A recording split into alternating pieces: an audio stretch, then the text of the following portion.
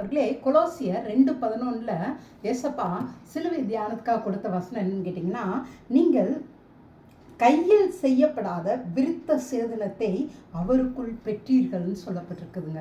அதாவது கையில் செய்யப்படாத விருத்த சேதனத்தை அவருக்குள் பெற்றீர்கள். இந்த விருத்த சேதனம்னா என்னன்னு கேட்டிங்கன்னா, ஆபிரகாமோட தேவன் பண்ண உடன்படிக்கைங்க.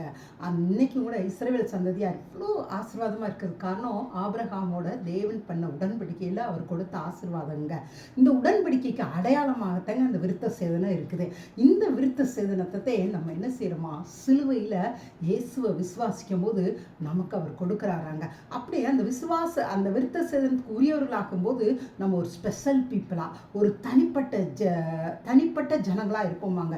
எப்படி இஸ்ரவேல் ஜனங்கள் ஒரு ஸ்பெஷலா தேவனுடைய பிள்ளைகள், தேவனுடைய ஆசீர்வாதத்துக்கு பாத்திரவான்கள் என்று சொல்லுகிறார்களோ, அதே போல சிலுவையை விசுவாசிக்கிற நம்மளும் கூட இன்னைக்கு அவருக்குள்ள, அவருடைய விசுவாசத்துக்குள்ள அவரோட ஆசீர்வாதத்தை பெற்றவர்களாக நம்ம இருக்கிறோங்க.